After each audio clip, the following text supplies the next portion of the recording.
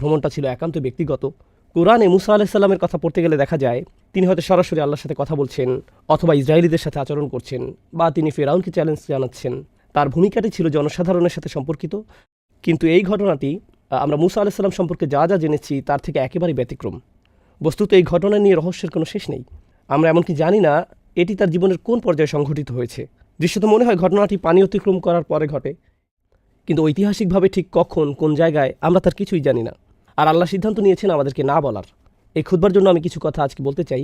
আল্লাহ কর্তৃক বর্ণিত এই গভীর তাৎপর্যপূর্ণ ঘটনা থেকে শুধু একটি বিষয় তুলে ধরব, আর তা হলো আল্লাহ আজ্জা জাল্লাহ মুসা আলাইহিস সালামের বর্ণনা দিতে গিয়ে বলেন, প্রথমত তিনি হলেন কোরআনের সর্বাধিক আলোচিত নবী। মুসা আলাইহিস সালামের নাম সবচেয়ে বেশি সংখ্যকবার উল্লেখ করা হয়েছে, আর অবশ্যই তাকেও কিতাব দেওয়া হয়েছে। তারপর সেই কিতাবটি এমন বইয়ে পরিণত হয়, অর্থাৎ আল্লাহ তাকে তাওরাত প্রদান করেন। তারপরে আসা সকল প্রজন্মের জন্য একজন করে নবী ছিল। এই নবীরা তাদের প্রজন্মকে আবারও তাওরাত শিক্ষা দিয়েছেন, আবারও শিক্ষা দিয়েছেন, আবারও শিক্ষা দিয়েছেন, আবারও শিক্ষা দিয়েছেন। তাহলে অধিক সংখ্যক নবী ছাত্র ছিল তাকে যে বই প্রদান করা হয়েছে সে বইয়ের, অন্য যে কোনো নবীর চেয়ে। আর অবশ্যই আল্লাহ আজ্জা জাল্লাহ মুসা আলাইহিস সালামের জাতির মানুষদের বা ইহুদি সম্প্রদায়কে আহবার হিসাবে অভিহিত করেছেন, জ্ঞানীর মানুষ হিসেবে। এছাড়াও বনী ইসরাইলদের উলামাদের জন্য কোরআন স্কলার শব্দটি ব্যবহার করেছে, অর্থাৎ এই মানুষগুলোর সুগভীর জ্ঞান ছিল। আল্লাহর কাছ থেকে তারা এটা পেয়েছে, আল্লাহ তাদের এটা দিয়েছেন। এমনকি তাওরাতের মধ্যে পরিবর্তন আনার পরেও কিছু জ্ঞান তাদের মাঝে বর্তমান আছে। সুতরাং আল্লাহ কোরআনে মুসা আলাইহিস সালামের জ্ঞান এবং উচ্চতর মর্যাদার কথা বারবার তুলে ধরেছেন। কিন্তু আজকের আলোচ্য ঘটনায় তিনি শিক্ষক নন, তিনি একজন ছাত্র। মুসা আলাইহিস সালাম, যিনি অন্য সকল ক্ষেত্রে ছিলেন একজন শিক্ষক, এখন তিনি একজন ছাত্র। আর এটা তার জীবনের শুরুর দিকের ঘটনা নয়। লেখাপড়ার কথা যখন চিন্তা করেন, আপনি জীবনের প্রথম দিকে জ্ঞান অর্জন করেন, ছাত্র থাকেন, এভাবে নির্দিষ্ট কিছু যোগ্যতা অর্জন করার পর আপনি শিক্ষক হন। শিক্ষক হওয়ার এটাই স্বাভাবিক প্রক্রিয়া। কিন্তু আমরা এখন যা নিয়ে কথা বলতে যাচ্ছি, এই ঘটনা মুসা আলাইহিস সালামের জীবনের অনেক পরের দিকের ঘটনা। তিনি ইতিমধ্যে ইসরায়েলিদের শিক্ষক হিসেবে বহুদিন অতিক্রম করেছেন। তিনি ইতিমধ্যে তাওরাত গ্রহণ করেছেন। তিনি আল্লাহ আজ্জা জাল্লাহর পক্ষ থেকে তাদের শিক্ষা দিয়ে আসছেন। আমরা যদি বর্ণনাটি সহি হিসাবে ধরে নেই, তখনকার দুনিয়াতে মুসা আলাইহিস সালামের চেয়ে বেশি জ্ঞানী আর কার অস্তিত্ব ছিল না। তিনি তার চেয়ে জ্ঞানী কারো কথা জানতেন না। তবুও আল্লাহ তাকে বললেন, এমন একজন আছে যে তোমার চেয়ে বেশি জানে, তোমাকে তার কাছে যেতে হবে এবং শিখতে হবে। এখন খুব ইন্টারেস্টিং এই ঘটনা। এমন একজন সম্পর্কে আমরা কোরআন থেকে যা জানি, এই নবীকে অন্য সবার চেয়ে বেশি জ্ঞান প্রদান করা হয়েছে। তারপরেও আল্লাহ তাকে বলছেন তোমাকে অন্য একজনের কাছ থেকে শিখতে হবে। আমরা জানি যে কোনো ব্যক্তি যত বেশি শিখে, যত বেশি যোগ্যতা অর্জন করে, যত বেশি সার্টিফিকেট অর্জন করে, সমাজে তার মর্যাদা তত বেশি বৃদ্ধি পায়। আমি এমনকি ধর্মীয় জ্ঞান নিয়ে এখানে কথা বলছি না। কেউ পিএইচডি অর্জন করলে এটাও এক ধরনের মর্যাদা। কেউ যদি বিশ্ববিদ্যালয়ের প্রফেসর হয় এটাও বিশেষ মর্যাদা। আর এই জন্যই কেউ পাশ করলে আমরা উৎসবের আয়োজন করি। মাধ্যমিক, উচ্চ মাধ্যমিক, মাস্টার্স বা পিএইচডি যেটাই অর্জন করেন, ইসলামী শিক্ষায় যদি কেউ ইজাজা অর্জন করেন বা কোরআন হিফজ করেন, যখনই কেউ শিক্ষাক্ষেত্রে কোনো যোগ্যতা অর্জন করে তার মর্যাদা বেড়ে যায়, সমাজে সে আরও বেশি স্বীকৃতি লাভ করে, মানুষ তার কথা শুনে। তথাপি এই মানুষটি যাকে আল্লাহ মুসা আলাইহিস সালামের চেয়েও বেশি জ্ঞানী হিসেবে বর্ণনা করেছেন, মুসা আলাইহিস সালাম বরং বহু দূরের পথ পাড়ি দিয়ে ওনার কাছে আসেন জ্ঞান আহরণ করার জন্য, অথচ কেউ তার সম্পর্কে জানে না, কেউ তাকে চিনত না। প্রকৃতপক্ষে সবচেয়ে মজার ব্যাপারগুলোর মাঝে একটি হলো, এমনকি আমরা তার নামও জানি না। কোরআনে আল্লাহ তার নাম উল্লেখ করেননি। হ্যাঁ, হাদিসে তার নাম এসেছে খিজির বা খাদির, তার নামের কয়েকটি বানান উল্লেখ করা হয়েছে। কিন্তু আল্লাহ তার নিখুঁত বাণীতে মুসা আলাইহিস সালামের এই শিক্ষকের নাম আমাদেরকে না বলার সিদ্ধান্ত নিয়েছেন। তিনি আমাদেরকে তার নাম বলেননি। তাহলে আল্লাহ কিভাবে তার বর্ণনা দিলেন? আজ আমি এখান থেকে মূল আলোচনা শুরু করতে চাই। তিনি বললেন, ফাওয়াজাদ আবদাম মিন ইবাদিনা, অর্থাৎ মুসা আলাইহিস সালাম ও তার তরুণ সঙ্গী একসঙ্গে ভ্রমণ করল। পরিশেষে তারা পেল, এ কথাটি মনোযোগ দিয়ে শুনুন, আমার বান্দাদের মধ্য থেকে এক বান্দাকে। সহজে বললে এর অনুবাদ হবে জাস্ট আমার এক বান্দার দেখা পেল। আমার এক বান্দা বললে তো আমরা সবাই এর অন্তর্ভুক্ত। এটা তো বিশেষ কোনো মর্যাদাপূর্ণ বর্ণনা নয়। আমরা এখানে গভীর একটা বিষয় শিখছি। আল্লাহ সুবহানাহু ওয়া তাআলার নিকট কোনো ব্যক্তি যত বেশি জ্ঞান অর্জন করবে, তত বেশি একজন সাধারণ বান্দা হিসেবে পরিচিতি পাবে। এই জ্ঞানের কারণে তারা অন্যদের থেকে স্পেশাল হয়ে যান না, বরং এই জ্ঞানের ফলে সেই বান্দা বুঝতে পারে, ইন্নানি মিনাল মুসলিমিন, আমি শুধু সব মুসলমানদের মধ্যে একজন মুসলমান, আমি অন্য কারো চেয়ে উচ্চতর কেউ নই। দেখুন, অন্য সকল জ্ঞানের ক্ষেত্রে কেউ কিছুটা জ্ঞান অর্জন করলে নিজের মাঝে কেমন যেন আত্মম্ভরিতা তৈরি হয়। কোনো কনভেনশনে যোগ দিলে যদি তার পিএইচডি থাকে, তখন শুধু আব্দুল করিম লিখবে না, লিখবে ডক্টর আব্দুল করিম, পিএইচডি। আচ্ছা, এক কাজ করি, পিএইচডি একটু মোটা অক্ষরে লিখি। অথবা কারো কাছে নিজের পরিচয় দিতে গিয়ে বলবে, হেই আমার নাম সালমান। না না না, আমার নাম ডক্টর সালমান। অথবা আপনার ইমেইল আইডি বা অন্য কোনো আইডিতে নিজের নাম শুধু জাইনাব লিখবেন না, লিখেন জাইনাব MBA। আপনাকে নিজের অর্জিত যোগ্যতাগুলো যোগ করে দিতে হবে, কারণ এর মাধ্যমে বোঝানো হয় আমার যোগ্যতা আছে। অনেকে এভাবে নিজেকে জাহির করতে দারুণ ভালোবাসে। একটা মজার ঘটনা মনে পড়েছে, অনেক দিন আগের কথা। তখন আমি কলেজে পড়তাম। সে সময় আমরা বন্ধুরা মিলে MSA কনভেনশনে যোগ দিতাম। আমার এক বন্ধু তখন মজা করে বুকের উপর একটা নেম প্লেট ঝুলিয়ে দিত, ডক্টর ফারেস মাহমুদ PhD, গুণ 10। বিষয়টা হলো, সার্টিফিকেট আপনাকে এক ধরনের সামাজিক স্ট্যাটাস দান করে। আর আল্লাহর কাছে আমাদের স্ট্যাটাস কি? আপনার যদি সত্যিকারের জ্ঞান থাকে, আমার যদি সত্যিকারের জ্ঞান থাকে, তাহলে আমরা বুঝতে পারবো আল্লাহর নিকট আমাদের সর্বোচ্চ স্ট্যাটাস হলো আমি আল্লাহর একজন দাস মাত্র। দাস শব্দটা আমি ইচ্ছে করে ব্যবহার করছি, আমি চাকর ব্যবহার করিনি, আমি বলেছি দাস, কারণ শব্দটা কেমন যেন অপমানকর। একেবারে আক্ষরিক অর্থে আরবিতে আমাকে তো কোরআনের আরবির যত কাছাকাছি সম্ভব অনুবাদ করতে হবে। আমি রাজনৈতিকভাবে শুদ্ধ হওয়ার চেষ্টা করছি না, আমি ভাষাগত দিক থেকে সঠিক হওয়ার চেষ্টা করছি। বোঝার চেষ্টা করুন কেন এই পরিভাষাটি ব্যবহার করা হয়েছে। কারণ আল্লাহ ছাড়া অন্য যে কারো নিকট দাসত্ব স্বীকার করা অপমানজনক, কিন্তু আল্লাহর দাস হওয়া সম্মানের ব্যাপার। এর মাধ্যমে মূলত আমাদের মুক্তি ঘটে। আপনার পক্ষে এমন কোনো টাইটেলের কথা, এমন কোনো উপাধির কথা চিন্তা করা সম্ভব নয় যা দাসের চেয়ে নিচু হতে পারে।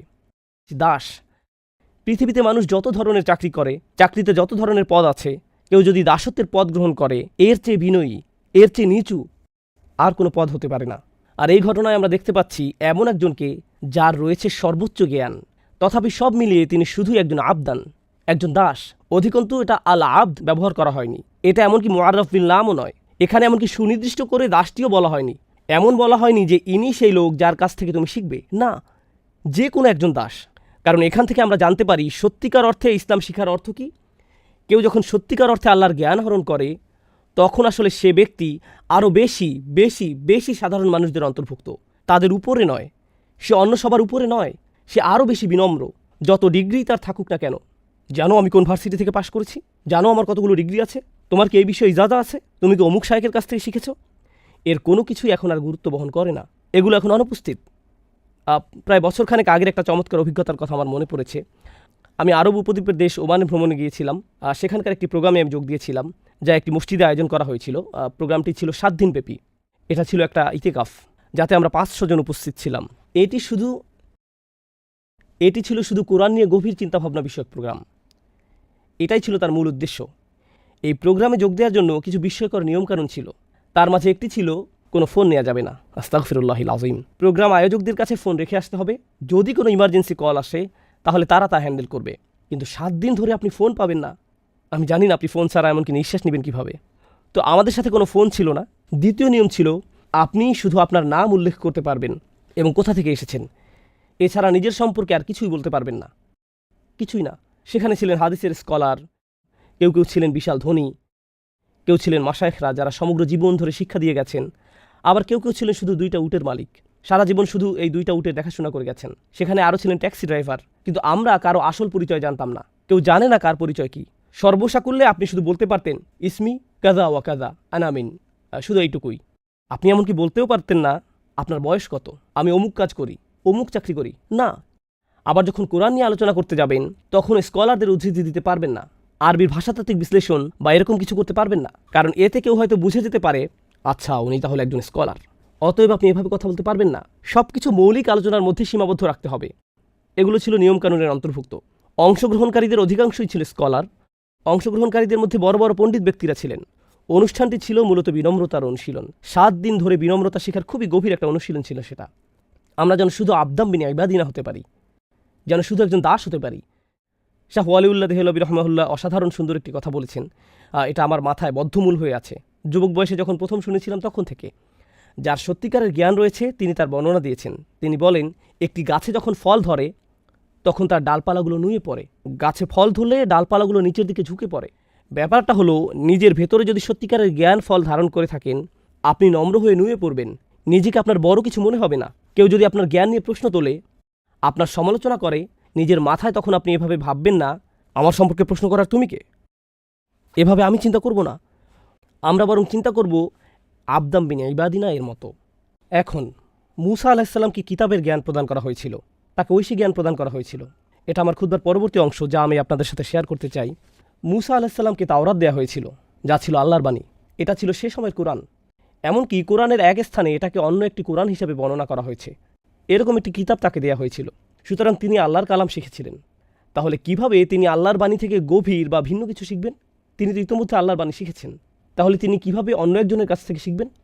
দেখুন, দুই ধরনের জ্ঞান আছে, দুই প্রকারের জ্ঞান আছে। একটা হলো আল্লাহর বাণীর জ্ঞান, আর অপরটি হলো বাস্তবতার জ্ঞান। তাহলে একটা হলো আল্লাহর কালামের জ্ঞান, আর একটা হলো বাস্তবতার জ্ঞান। কেউ যদি গভীর জ্ঞান অর্জন করেন, গভীর উপলব্ধি অর্জন করে আল্লাহর বাণী সম্পর্কে, তার মানে এটা নয় যে উক্ত ব্যক্তি বাস্তবতার জ্ঞান ও সত্যিকার অর্থে গভীর পাণ্ডিত্য অর্জন করে ফেলেছে। এগুলো সম্পূর্ণ আলাদা দুইটি বিষয়। যার কাছ থেকে তিনি জ্ঞান আহরণ করতে যাচ্ছেন তাকে অন্য ধরনের জ্ঞান প্রদান করা হয়েছে, বাস্তবতার জ্ঞান। তাকে সে ধরনের জ্ঞান দান করা হয়েছে, কিতাবের জ্ঞান নয়। কিতাবের জ্ঞান দেওয়া হয়েছে মূসা আলাইহিস সালামকে, আর এটা গভীর জ্ঞান, সর্বোচ্চ জ্ঞান, কিন্তু এটা হলো ভিন্ন ধরনের জ্ঞান।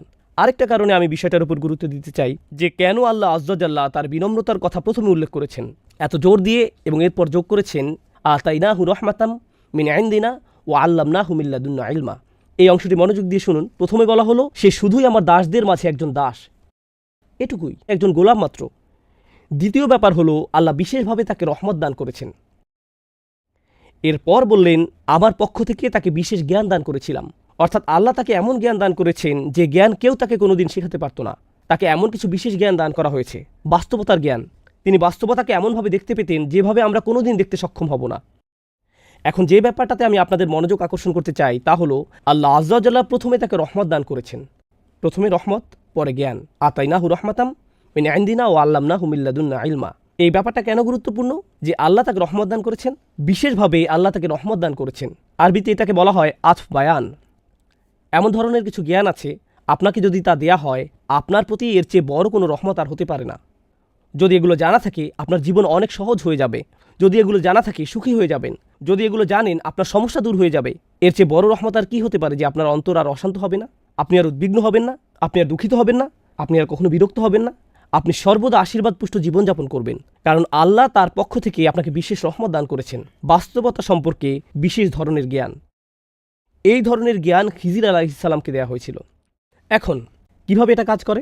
আমি আবারও বলছি, আমি আপনাদের পুরো ঘটনা বলতে যাচ্ছি না। বাসায় গিয়ে যখন সূরার অনুবাদ পড়বেন বা তাফসীর পড়বেন তখন এই ব্যাপারগুলো নিয়ে চিন্তাভাবনা করুন।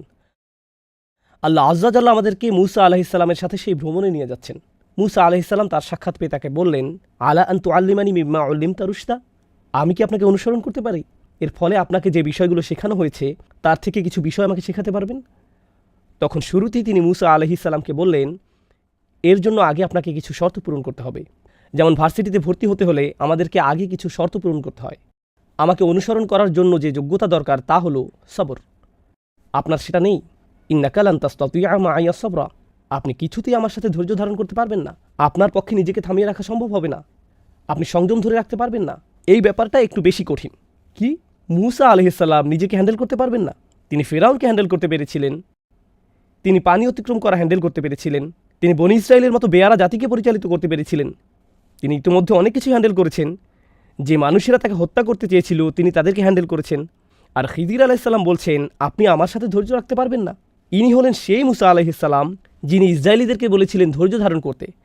তিনি তাদের বলেছিলেন যখন ফিরআউনের বাহিনী তাদের ধাওয়া করেছিল, কাল্লা ইন্না মাইয়া রব্বি সায়াহদিনী, না না কোনো সমস্যা নেই, আমার রব আমার সাথে আছেন। ইনি হলেন ইসলামের হিরো, সবচেয়ে বেশি গুরুত্ব দেয়া নবীদের মাঝে অন্যতম। আর এই লোকটি মূসা আলাইহিস সালামকে বলছেন আপনার যথেষ্ট সবর নেই, আপনি এটা হ্যান্ডেল করতে পারবেন না। সুবহানাল্লাহ। শুধু একবার চিন্তা করে দেখুন কাকে এই কথা বলা হচ্ছে। এই কথা মূসা আলাইহিস সালামকে বলা হচ্ছে। যাই হোক, মূসা আলাইহিস সালামকে যখন এই কথা বলা হলো তিনি বিনম্রতার সাথে বললেন, সাতাজিদুনি ইনশাআল্লাহু সাবিরা। তিনি এভাবে বলেননি, এক্সকিউজ মি, আপনি আমাকে সবর শেখাতে এসেছেন? শুনেন তাহলে আমার কত ধরনের সবরের অভিজ্ঞতা আছে। না না না, ইনশাআল্লাহ, যদি আল্লাহ ইচ্ছা করেন আপনি দেখবেন আমার সবর আছে।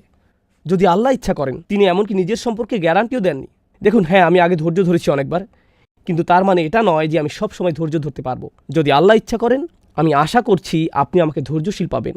সাতাজিদুনি ইনশাআল্লাহু সাবিরা। আমি এই খুতবার শেষ কয়েক মিনিট বাস্তবতার জ্ঞান নিয়ে কথা বলতে চাই এবং আপনাদের নিকট তুলে ধরতে চাই কিভাবে মূসা আলাইহিস সালামের ধৈর্যের পরীক্ষা নেওয়া হয়েছিল, কিভাবে বাস্তবতার জ্ঞান রহমতে পরিণত হয়। আমি চাই আপনারা এভাবে চিন্তা করুন। বাস্তবতা হলো দুই রকম, একটা আপনি চোখে দেখতে পান আর অন্যটা চোখে দেখা যায় না। এই মুহূর্তে আমি আপনাদেরকে দেখতে পাচ্ছি, আপনাদের দুই কাঁধের ফেরেশতাদেরকে দেখতে পাচ্ছি না। আমি ওনাদের দেখতে পাচ্ছি না, কিন্তু ওনারা বাস্তব, এখানেই আছেন। তাহলে এক ধরনের বাস্তবতা আমরা দেখতে পাই, আর অন্য বাস্তবতা আমরা দেখতে পাই না। লাইলাতুল কদরে আকাশের দিকে তাকালে আপনি শুধু আকাশই দেখতে পান, কিন্তু অদৃশ্য বাস্তবতা হলো সমগ্র আকাশ অবতরণরত ফেরেশতাদের দ্বারা ছেয়ে থাকে। তানাজ্জালুল মালাইকাতু ওয়ার রূহু ফিহা বিইذনি রাব্বিহিম মিন কুল্লি আমর। এটা হলো একটি অদৃশ্য বাস্তবতা, বুঝতে পারছেন?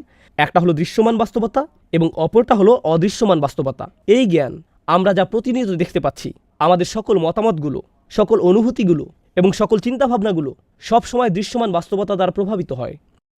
কারণ আমাদের নিকট বাস্তবতা এটাই, খবরে যা দেখতে পান, নিজে যার অভিজ্ঞতা অর্জন করেন, এগুলো হলো আপনার জীবনের বাস্তবতা। কিন্তু এই বাস্তবতার বাহিরেও আছে আরেক ধরনের বাস্তবতা, সোর্স কোডের মতো। যেমন আপনি শুধু অ্যাপের সামনের দিকটাই দেখতে পান, এর পেছনে যে প্রোগ্রামিং কোড রয়েছে তা দেখতে পান না, একটা পর্দা। এবং আল্লাহ আযজা ওয়া জাল্লা কিয়ামতের দিন সম্পর্কে বলেন, ফাকাশাফনা আনকা গিতাআক ফাবাসারুকা আল-ইয়াওমা হাদিদ। তোমার সামনে যে পর্দা ছিল তা আমি সরিয়ে দিয়েছি, তোমার দৃষ্টি আজ খুব তীক্ষ্ণ, তুমি খুব পরিষ্কারভাবে সব দেখতে পাচ্ছ। অন্য কথায় আল্লাহ এখন পর্দা সরিয়ে ফেলেছেন, তাই তুমি এখন দেখতে পাচ্ছ অদৃশ্য বাস্তবতাও। আসলে আমাদের জীবনের প্রায় সকল ক্ষেত্রে আমরা কখনোই জানতে পারি না আল্লাহ যা যা করেন তা কেন করেন। আমরা জানি না। আমরা জানি না কেন আপনি গাড়ি অ্যাক্সিডেন্টের কবলে পড়লেন, আমরা জানি না। আমরা জানি না কেন আপনি চাকরি হারালেন, আমরা জানি না কেন আপনি অসুস্থ হয়ে পড়লেন, আমরা জানি না কেন এই সমস্যা ঘটল, কেন ওই সমস্যা দেখা দিল, আমরা জানি না কেন আপনার ভাই স্কুলে ভালো রেজাল্ট করলো আর আপনি ফেল করলেন, আমরা জানি না। আমরা জানি না কেন আপনি বেঁটে আর আপনার সকল ভাই বোনেরা যথেষ্ট লম্বা। আপনি তখন ভাবতে শুরু করেন, আল্লাহ কেন এমনটা করলেন? তিনি কেন আমাকে বলেন না যে তিনি আমার থেকে কি চান? কেন তিনি অদৃশ্য জগতের পর্দা একটুখানি সরিয়ে দেন না, যেন আমি দেখতে পারি আসল রহস্য কি? আমি যদি জানতে পারতাম তাহলে হয়তো আমার অস্থিরতা দূর হতো। কারণ যদি না জেনে থাকেন, যদি কোনো বিচারক আপনার সম্পর্কে কোনো রায় দিয়ে থাকে, আপনি তখন স্বাভাবিকভাবেই জিজ্ঞেস করবেন, কেন আমাকে জরিমানা দিতে হবে? বিচারক উত্তরে বললেন, সেটা অদৃশ্য জগতের জ্ঞান, আমি আপনাকে তা বলতে যাচ্ছি না। কোনো বিচারক যখন আপনার সম্পর্কে কোনো রায় দিয়ে থাকে আর আপনি জানেন না কেন এই রায়, আপনি তখন অশান্ত হয়ে ওঠেন। আমি এটা মেনে নিতে পারি না, আমি এটার ব্যাখ্যা চাই। আপনি তো ওর ব্যাখ্যা আমার কাছ থেকে গোপন রাখতে পারেন না। আল্লাহ মূসা আলাইহিস সালামকে দেখালেন সব কিছুর সব সময় ব্যাখ্যা আছে, কিন্তু আল্লাহ সিদ্ধান্ত নিয়েছেন ওমা কানা আল্লাহু লিইতলিআকুম আলাল গায়ব। আর আল্লাহ সিদ্ধান্ত নিয়েছেন তিনি তোমাদেরকে অদৃশ্য জগতের খবর জানাবেন না, তিনি সকল দৃশ্যমান বিষয়ের পেছনে রয়েছে। আর আল্লাহ সিদ্ধান্ত নিয়েছেন তিনি তোমাদেরকে অদৃশ্য জগতের খবর জানাবেন না, সকল দৃশ্যমান বিষয়ের পেছনে রয়েছে আরেকটি অদৃশ্য জগৎ, আর তিনি সিদ্ধান্ত নিয়েছেন আপনাদেরকে সেটা জানাবেন না। কিন্তু এই ঘটনায় আল্লাহ মূসা আলাইহিস সালামের শিক্ষকের মাধ্যমে অদৃশ্য জগতের পর্দাটা সামান্য একটু তুলে ধরলেন, কি ঘটছে ঘটনার অন্তরালে। কিন্তু তিনি সেই পর্দা সবসময় উন্মোচন করেন না। এটা একটা বিশেষ ধরনের জ্ঞান যা খিজির আলাইহিস সালামকে দেয়া হয়েছে, যা ছিল তার প্রতি বিশেষ ধরনের দয়া। আল্লাহ সেই জ্ঞান সবাইকে দান করেন না, মূসা আলাইহিস সালামকেও দান করেননি। অর্থাৎ এটা এমন এক বাস্তবতা যা এমনকি তিনি তার রাসূলদের নিকটও উন্মোচিত করেন না আলাইহিমুসসালাতু ওয়াসসালাম। আমরা এখান থেকে খুব গুরুত্বপূর্ণ একটা বিষয় শিখছি। তাই মূসা আলাইহিস সালাম দেখলেন এক ব্যক্তি বৈধভাবে পরিশ্রম করে জীবিকা উপার্জন করছে, আর তার জীবিকা উপার্জনের একমাত্র মাধ্যম হলো তার নৌকাটি, আর সেই নৌকাটিই কিনা ফুটো করে দেয়া হলো। তার শিক্ষকই এই কাজ করলেন। কি করছেন আপনি? এটা তো পুরোই একটা জঘন্য কাজ। খিজির আলাইহিস সালাম বলেন, আগেই বলেছি আপনি এটা হ্যান্ডেল করতে পারবেন না। এটা এমন কোর্স নয় যেটা করে আপনি নিজেকে ঠিক রাখতে পারবেন। এটা করার জন্য যে ধৈর্য লাগে সেটা আপনার নেই। অর্থাৎ মূসা আলাইহিস সালাম অন্যায় অবিচার দেখলে চুপ করে দাঁড়িয়ে থাকতে পারেন না। যখন দুই ব্যক্তিকে মারামারি করতে দেখলেন, তিনি দাঁড়িয়ে থাকলেন না, নিজে গিয়ে এটার সমাধান করতে চাইলেন। তিনি যখন দেখলেন দুইটি মেয়ে নিজেদের পশুগুলোকে পানি পান করাতে পারছে না, তিনি এগিয়ে গিয়ে তাদের সাহায্য করলেন। এখন তিনি যখন দেখলেন একজন নির্দোষ বাচ্চাকে হত্যা করে ফেলা হচ্ছে, একটি নৌকা কোনো কারণ ছাড়াই ডুবিয়ে দেওয়া হচ্ছে, অবশ্যই তিনি এগুলো মেনে নেবেন না। আর এখানেই ছিল তার ধৈর্যের পরীক্ষা। অন্য কথায়, যখন আপনি আমি কোনো অন্যায় হতে দেখব, নিজেদের ব্যক্তিগত জীবনে, নিজস্ব গণ্ডির ভেতরে, যখন দেখবেন কেউ আপনার নিজের প্রতি অন্যায় করছে বা অন্য কারো প্রতি অন্যায় করছে, আপনি তখন প্রশ্ন করতে শুরু করেন, এই অন্যায় অবিচারের কারণ কি? এটা তো ঠিক না। ব্যাপারটা আপনাকে ক্ষুব্ধ করে তোলে, নিজের ভেতরে খুব অশান্তি অনুভব করেন। ঠিক সেই মুহূর্তে খিজির আলাইহিস সালামের ওই কথাগুলো, যেগুলো তিনি মূসা আলাইহিস সালামকে বলেছিলেন, আলাম আকুল্লাকা ইন্নাকা লান তাসতাতিয়া মাইয়া সবরা, আপনি এটা হ্যান্ডেল করতে পারবেন না। আমি কি আপনাকে বলিনি যে এই শিক্ষা অর্জন করা সহজ নয়? আপনি এর জন্য ধৈর্য ধারণ করতে পারবেন না। এই কারণে এই জ্ঞান সবাইকে দেয়া হয়নি। আপনি এটা হ্যান্ডেল করতে পারবেন না। তিনি এমনকি একথাও বলেছেন, অকাইফা তাসবিরু আলা মা লাম তুহিত বিহি খুবরা, আপনি কিভাবে সে বিষয়ে ধৈর্য ধারণ করবেন যা সম্পর্কে আপনার জ্ঞান বা অভিজ্ঞতা নেই? অদৃশ্য জগতের অভিজ্ঞতা লাভ করার একটা ব্যাপার আছে। আল্লাহ আমাদের জন্য সেই অভিজ্ঞতার দরজা উন্মুক্ত করেননি। আমাদের পক্ষে সে জগতের অভিজ্ঞতা লাভ করা সম্ভব নয়। আমাদেরকে বিনয়ী হতে হবে, আল্লাহু ইয়ালামু ওয়া আনতুম লা তা'লামুন, আল্লাহই জানেন, তোমরা জানো না। পরিশেষে যখন মূসা আলাইহিস সালামকে শেখানো হলো, আপনি তো এই ব্যাপারগুলোতে ধৈর্য ধরতে পারেননি, এখন শুনুন ঘটনার অন্তরালে ঠিক অমুক অমুক কারণগুলো জড়িত ছিল। এটাই ছিল আল্লাহর পরিকল্পনা। প্রত্যেকটি ঘটে যাওয়া ঘটনার পেছনে যখন কারণগুলো বিস্তারিত বলে দেওয়া হলো, তখন আমরা আসলে উপলব্ধি করলাম এটা অন্যতম গুরুত্বপূর্ণ একটি জ্ঞান, যে জ্ঞানের কাছে আমরা সত্যিকার অর্থে নিজেদের বিনয়ী না করলে নিজেদেরকে আল্লাহর দ্বীনের ছাত্র হিসেবে গণ্য করার কোনো মানেই হয় না। অন্যভাবে আবার বলছি, যখন আমরা আল্লাহর পরিকল্পনার কাছে নিজেদের সম্পূর্ণরূপে সমর্পণ করে দিই, তার মানে আমরা আল্লাহর সামনে নিজেদের বিনয়ী করে দিয়েছি। আমাদের শিক্ষকের উপর আমাদের ভরসা আছে, মানে আল্লাহর উপর, এবং যে পথে তিনি আমাদের নিয়ে যাচ্ছেন তাতেও আমাদের আস্থা আছে। যদিও সে পথটা কষ্টকর মনে হয়, তবু তার উপর আমাদের বিশ্বাস একটুও কমবে না। আর এমনটা করা সহজ নয়। যদি এটা মূসা আলাইহিস সালামের মতো একজন রাসূলের জন্য সহজ না হয়, ওয়া কাল্লামাল্লাহু মূসা তাকলিমা, যিনি আল্লাহর সাথে সরাসরি কথা বলেছিলেন, এমনটা করা এমনকি তার জন্যও সহজ ছিল না। তার মানে আপনার আমার জন্যও এটা সহজ নয়। এটা জীবনের অন্যতম একটা কঠিন কাজ যা আমাদের করতে হবে। আর তা হলো সত্যিকার অর্থে মন থেকে আল্লাহর পরিকল্পনা মেনে নিতে সক্ষম হওয়া। এটা উপলব্ধি করতে সক্ষম হওয়া যে নিশ্চয়ই এর পেছনে আরও বড় কোনো পরিকল্পনা রয়েছে। প্লিজ এই খুতবায় আমি যে ব্যাপারটা তুলে ধরতে চাচ্ছি তা বুঝতে ভুল করবেন না।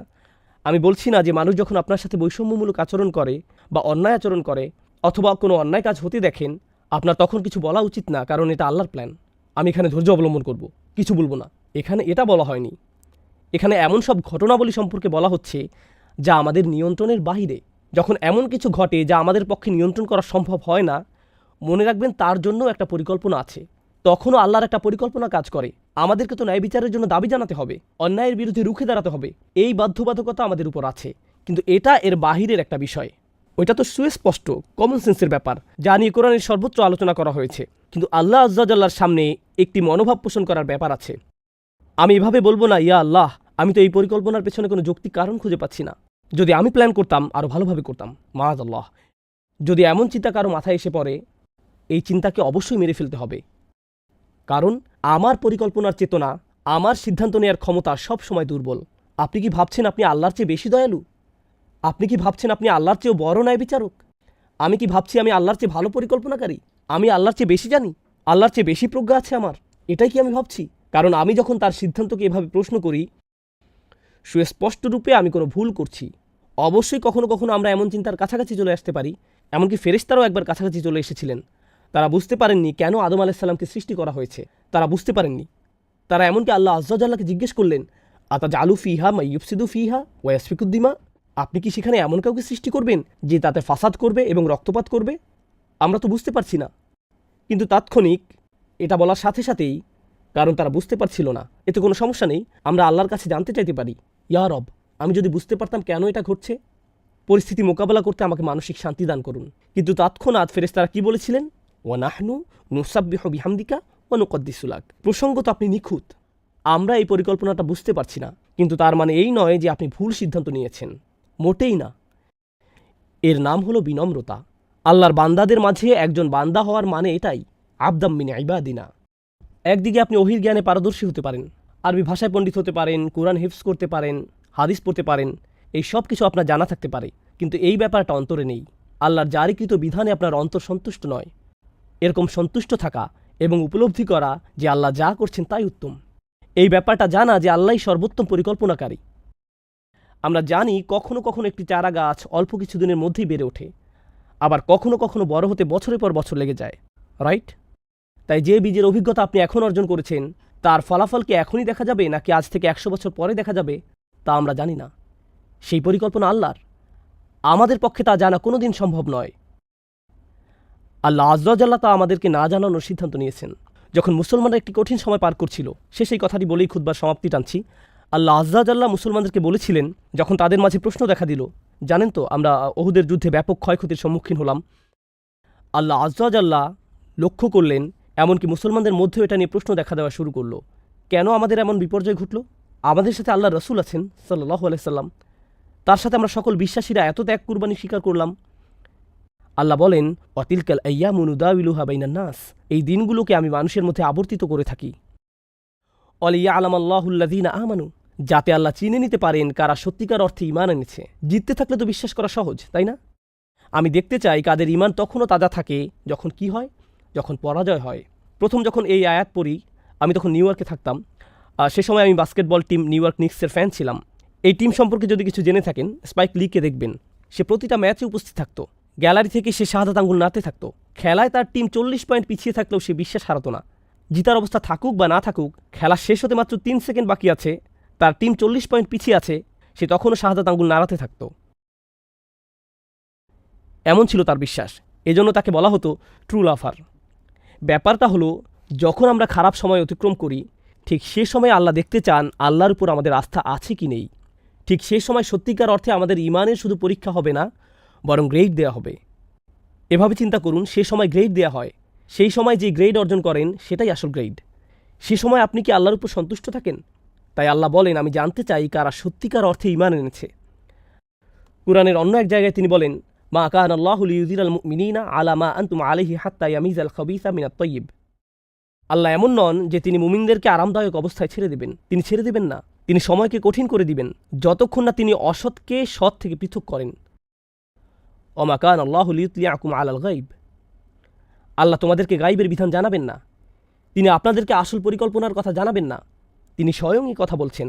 এটাই হলো গভীর বিনম্রতা। এটা এতই গভীর যে এমনকি একজন রাসূলকেও এই নম্রতা শেখার জন্য ভ্রমণ করতে হয়েছিল। নম্রতার এই শিক্ষা আমাকে আপনাকেও নিজেদের জীবনে বাস্তবায়ন করতে হবে। একেবারে অন্তর থেকে আমাদের অভিযোগগুলো, আল্লাহর প্ল্যান সম্পর্কে আমাদের জিজ্ঞাসাগুলোকে ছেড়ে দিতে হবে। নিজেকে জাস্ট ভাসতে দিন, তখনই নিজের মাঝে সত্যিকার প্রশান্তি খুঁজে পাবেন এবং আল্লাহ আজ্জা ওয়া জাল্লা আপনাকে জীবনে এমন প্রশান্তি দান করবেন যা অন্য কোনোভাবেই আপনার কাছে আসতো না। আল্লাহ আজ্জা ওয়া জাল্লা আমাদেরকে তাদের অন্তর্ভুক্ত করুন, রাদিয়াল্লাহু আনহুম ওয়া রাদু আনহু। আল্লাহ যাদের উপর সন্তুষ্ট এবং যারা নিজেরাও আল্লাহর উপর সন্তুষ্ট, আল্লাহ আমাদেরকে তার উপর সন্তুষ্ট করে দিন এবং তিনিও যেন আমাদের উপর সন্তুষ্ট হয়ে যান। আল্লাহ আজ্জা ওয়া জাল্লা আমাদের কষ্টগুলোকে সহনীয় করে দিন।